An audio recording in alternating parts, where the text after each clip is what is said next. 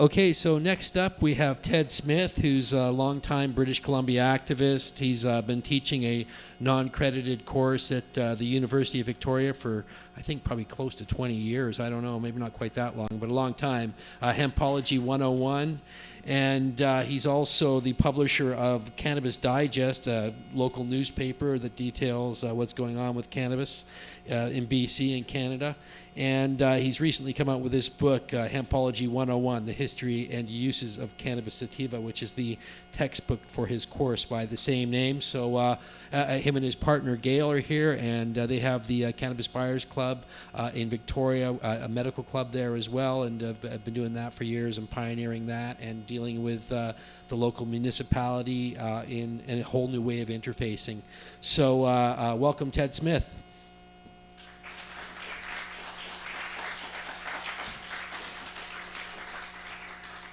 Thank you very much, Chris. It's very much an honor to be here, I must say. And if Michael before me felt that he was talking in front of people far more qualified than himself to be here, I would share that. Michael was getting his PhD when I was born. And so if he's a junior to some of the people here, then I'm even more so. And I'm going to challenge even myself a bit today by doing a presentation on the history of cannabis that I've never done before, and it's quite speculative as well, kind of interconnecting science, which I'm not a scientist at all. I have an economics and philosophy degree, and history. And so who are we? Why are we here? These are fundamental questions that everyone, whether they're a cannabis consumer or not, faces in their lives. But I would suggest that cannabis is the key to opening the knowledge to who we are as humanity, why we are here, in part how we got here, and how we can progress further. And the history of cannabis and cannabinoids goes back in some ways into the kind of the fundamental, what you might call the rhythm of life. And again, what is life? Well, life is a balance. It's a balance of energy. And not just our life, but back into the very beginning of life, the first atoms were balancing fine particles in this magical dance that started to create form. And as these forms became more complex, these life forms began to balance more and more different forms of energy and types of chemicals that became more complex as these life forms grew and evolved. And as we grew and became more and more complex, at a certain point, about 650 million years ago, life created what we know of as THC, but what then was what we call now anandamide. Now, anandamide, or the precursor of THC, first appeared in sea squirts. I'm really sorry I didn't have a slide, but I'm sure you can imagine these things with me. If you're familiar with a sea squirt, it's this plant that lives on the ocean floor, and they have these sort of mouths that will float around in the ocean. And when something enters into the mouth, it will actually close around it and take it in. Well, these sea squirts are able to do that because they use anandamide in their nervous system, because they were developing nerves. And so in order to have cells, nerves communicate, they developed anandamide. And so the way that it works in our nerves as well, and in all nerves that on the planet, not just in us, but all vertebrae and different animals, but I guess insects don't have these, right? So not all life, obviously. There's a lot of life that don't have cannabinoids, or endocannabinoids is when they're produced internally, they're called. Exocannabinoids are externally produced. So these endocannabinoids are produced when one nerve sends a signal, let's say pain, that's a really good example.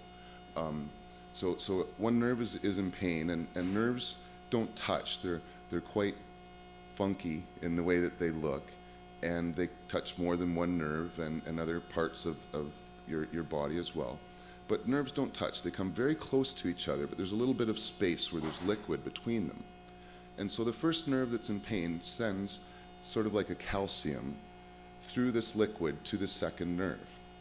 So the second nerve receives this calcium, and it shoots out anandamide to tell the first nerve, essentially, calm down. We got your message. You know, we're passing it on. But, you know, it's this feedback loop, this balance, this attempt at homeostasis, as it's called, where, you know, the second nerve tries to, you know, swing back into homeostasis. You know, there's this yin and yang of life. And as I said, we're very much this complex balance of forces, right? Our breathing, right? We need oxygen, but we don't breathe on you know, the same length of time or take in the exact same amount of oxygen every time. It depends on how excited we are, you know, how our heart rate's going up, or, you know, different factors, you know, will influence our breathing. But it's very important that that rhythm continues, just like the, you know, our blood and our heart pumping, just like our temperature. Our temperature isn't exactly the same at all times. You know, it's 98 degrees, but it's honestly going up a little bit, or it's going down a little bit. And you actually release endocannabinoids if your temperature is going up, and your body is attempting to bring your temperature down because it's healthier for you to do that. And again, if your temperature goes too low, you release a different endocannabinoid that tries to bring your temperature back up. And the exocannabinoids present in cannabis tend to bring your temperature down more. It's actually healthier to have a lower body temperature for different reasons, much like a car and an engine. If your brain heats up or your internal organs heats up, it makes them burn out faster. So it's interesting that cannabis is helpful in that sense, but it also technically makes people more cool. So it's something that is very interesting in how it works that way. But yeah, so your body produces this anandamide, and the second nerve, that is, and it sends that to the first nerve to say, chill out, calm down. So the first nerve has got this receptor, and I refer to it as like a baseball glove. Because if you get a brand new baseball glove, the first thing you want to do is take the size of ball that you're using, get the glove really wet, and stick the glove over it, and wrap it up so that it will stay that way and form, and then take it out a day later, and then that leather glove will be formed tight to that. Well, that's the way that receptors throughout your body work, is they're designed to fit with a very specific chemical. And sometimes, you know, they can find pharmaceuticals that will fit in there and stop those receptors from receiving anything, or sometimes they can find pharmaceuticals that will fit into there and behave similar to the ones that your body produces. But the plant produces, again, THC, which is so similar to the anandamide that we produce, that it fits into that receptor, just like a ball into a glove. And it tells that first nerve, chill out. So if for whatever reason your body can't produce enough endocannabinoids or anandamide to tell that first nerve to slow down or calm down or whatever the message needs to be, well, the cannabis plant sort of complements what your body is trying to do. And that's why it's so good for nervous conditions, which really is such a wide range of issues that, you know, from multiple sclerosis to, well, I'm going to try not to talk about the medical applications of cannabis here, because I could do a full half hour on that.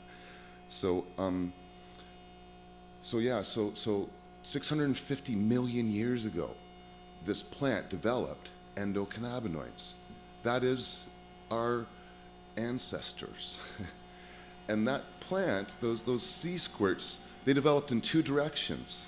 Some of those sea squirts evolved into the cannabis plant.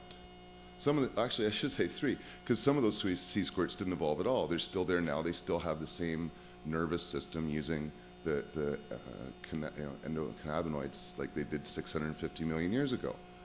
But I believe that we also evolved from these sea squirts into who and what we are today, as we, sort of learned, consciously or not, to develop more chemicals internally, like this ongoing experiment in chemical development that allowed our bodies to grow and form new organs, new ways of interacting with our environment, new ways of taking in food and energy that would allow us to more efficiently explore and reproduce and engage with the world. And we've been on this experimentation again for 650 million years in some conscious sense towards where we are today. But again, there is this separation, millions of years ago where the plant went one direction and we went the other. And we weren't consuming the plant, I don't believe, from the moment that division occurred. And so I'm going to speed up a little bit to 5 million years ago or so, and to where we were very much like we are today, more.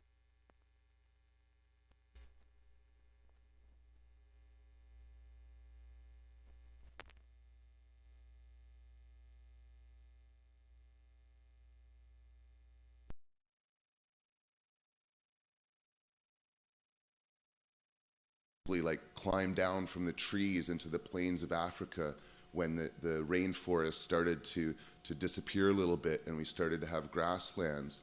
And his explanation for this rapid development in our brains is that we found mushrooms on the ground.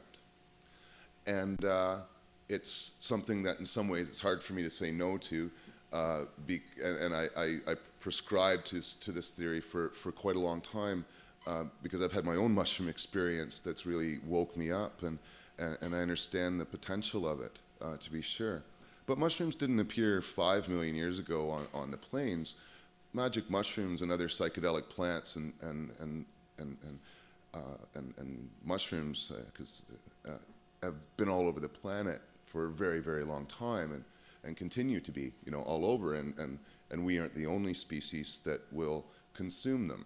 And so I'm not convinced that it was access to the mushrooms that really enhanced our development very quickly back then. I'm convinced that what became accessible to us was large fields of cannabis, which wouldn't have been able to grow in a rainforest, but would have been able to grow and grow very well and dominate, the landscape in some cases in the plains. So I would put it to you that what happened was we climbed down from the trees one day and got into a field of mature hemp that was full of seed. And two things happened from that. One is they ate a lot of hemp seed, which couldn't be healthier for them in so many different ways. And anandamide, sorry, because I'm not a scientist, but and the endocannabinoids that we produce, and there are many of them, there's hundreds of them, I understand, that they're still beginning to discover that are so similar to THC and the other cannabinoids, and we're about 70 or so cannabinoids we've discovered, that these cannabinoids work just wonderfully in all these various receptors and all these different organs in our body, and essentially like every system that we have to manage homeostasis in our body uses these endocannabinoids. And so these endocannabinoids are all built using essential fatty acids, and omega-3 in particular. And so if you've studied hemp seed and the value of hemp seed, the omega acids that are contained in it, the essential fatty acids, are perfect for human consumption. You couldn't have designed a better food in a laboratory for people to consume in order to maintain their health on almost every level. And so part of that is enhancing or maintaining the production of endocannabinoids. And so eating the hemp seed I think would have been an abundant source of protein and energy, and they would have found, if you've ever been in a field, we had the great pleasure of going to a hemp farm in Saskatchewan this year, and it's just amazing because it's almost like a jungle that you walk into.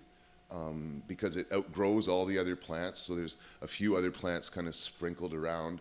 But we went, it was a few weeks before it was mature, and I would go up to the plants and peel it back and pick out there'd be like one mature hemp seed that would seem to mature before all the other ones.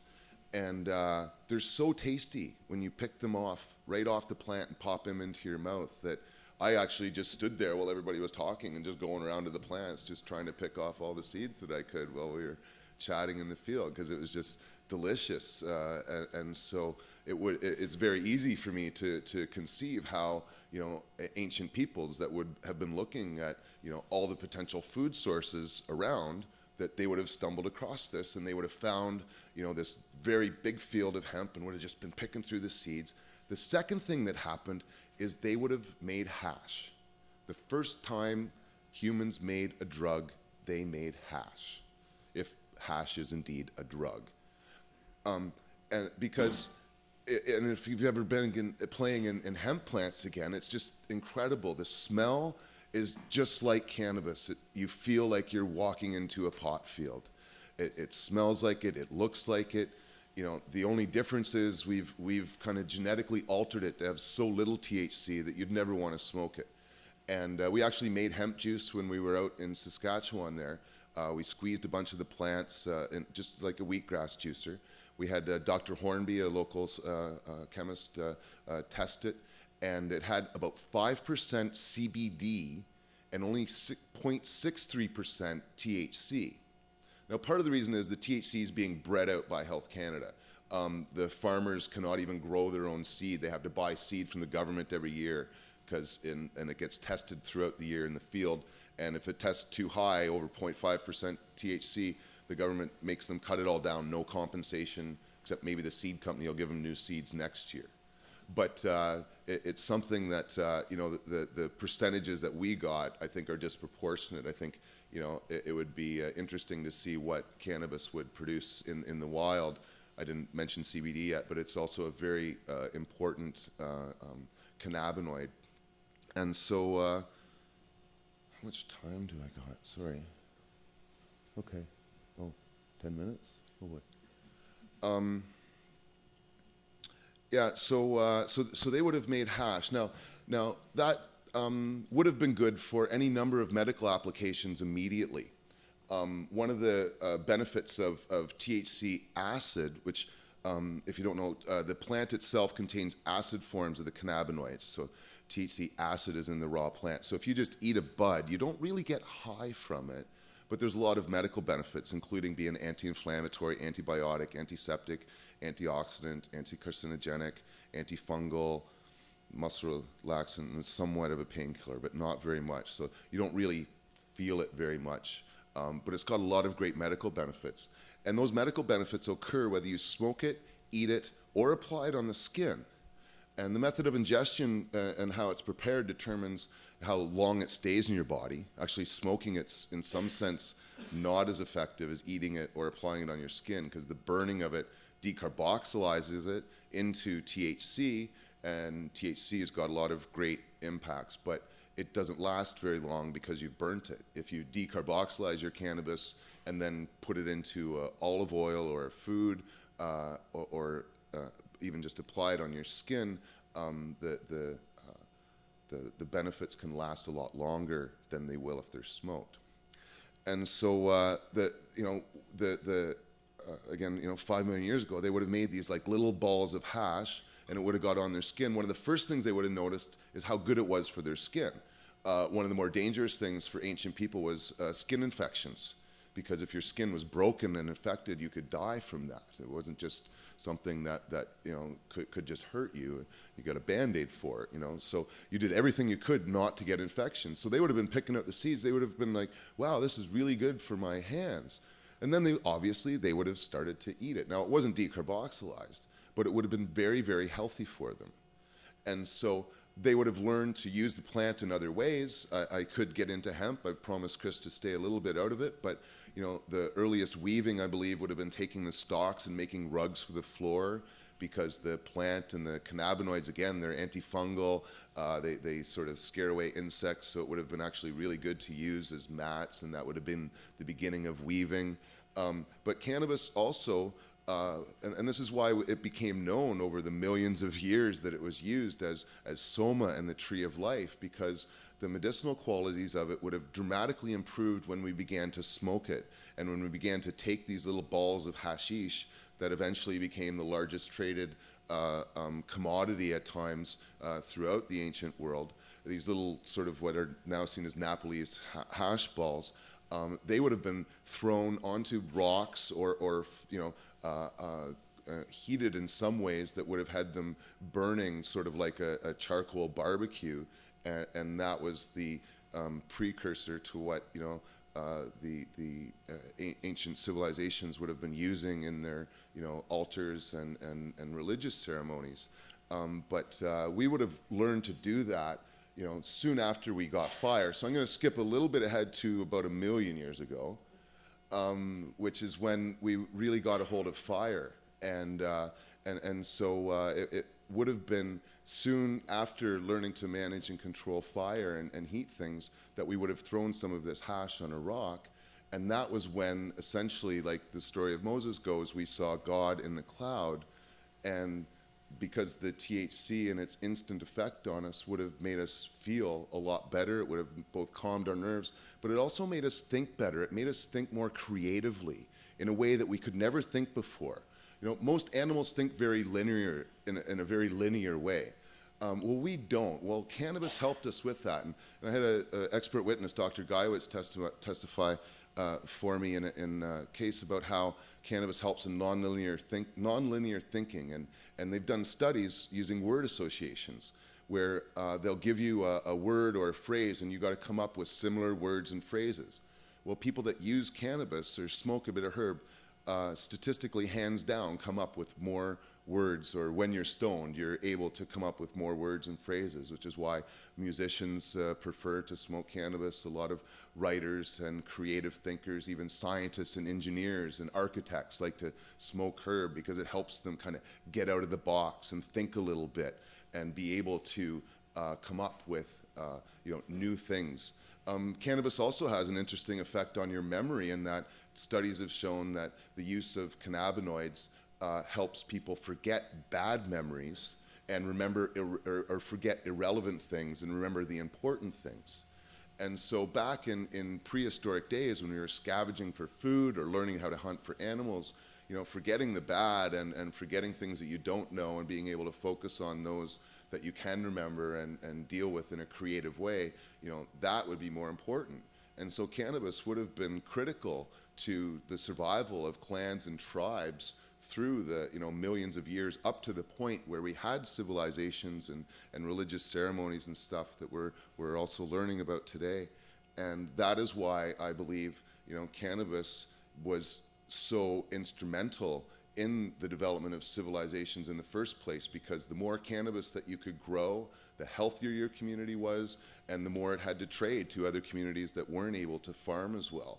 And so, farming and the use of cannabis as a medicine was critical in our evolutionary development, our economic development, our social, religious, and just evolutionary, development in general. So I've probably used up all my time there, haven't I?